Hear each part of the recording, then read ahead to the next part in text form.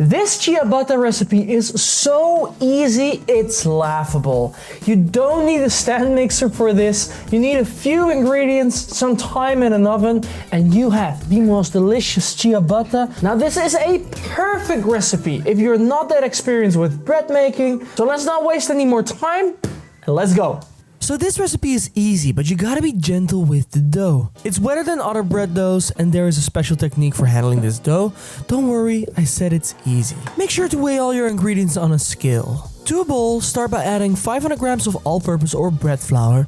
Anything with a higher protein content of 12% or more is perfect. Add 6 grams of salt, 7 grams of instant yeast, 30 milliliters of olive oil, and for the water make sure it's between 27 to 35 degrees Celsius or 80 to 95 Fahrenheit. Then measure off 350 milliliters of water and pour it into the dough. Mix it together with a spatula, then once combined you can use your hand or a dough scraper like I do. Try to stretch one side and fold it over the dough. Keep doing that until it becomes tighter. Then cover it with a damp towel and let it rise for 30 minutes. We're going to do this so-called stretch and fold 4 times. So after 30 minutes, take off the damp cloth, and to prevent your dough from sticking, you can make your hand a bit wet. Then pull the dough on one side, fold it over, and keep doing that like 4 times until you feel more and more resistance to the dough. Then cover, rest for 30 minutes, fold again, then cover again, rest for 30 minutes, and then fold and cover again, and that should be 4 times in total. Then after the final 30-minute rest, flour your work surface generously, turn the bowl upside down on your work surface, and then stretch out the dough to a large square. You want the dough to be stretched out, but still maintain a thickness of 1 to 2 centimeters thick. Cut them up in smaller rectangles, however big you want your ciabattas to be. Flour them and place them on a baking tray with some parchment paper that's also covered in flour. Then cover your baking trays with a damp kitchen towel.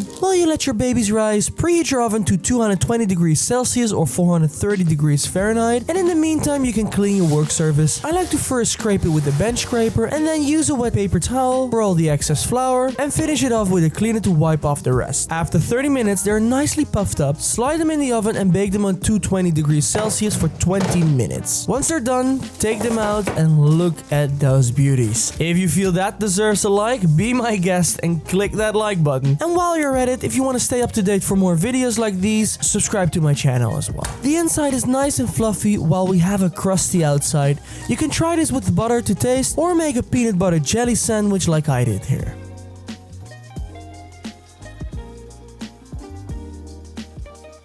And let's taste this with some butter. Little bit of salt. Cheers.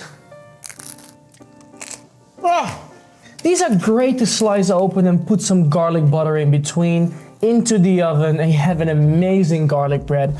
Or you can make a sandwich out of these, of course. But if you're looking for something a little bit more fluffy like the traditional sandwich loaf or bread, then no worries, I got you covered.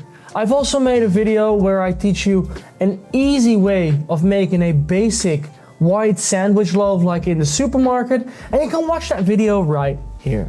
I would say go ahead and click on that video or watch another one on my channel. So please leave a like and subscribe, and then I see you in the next video.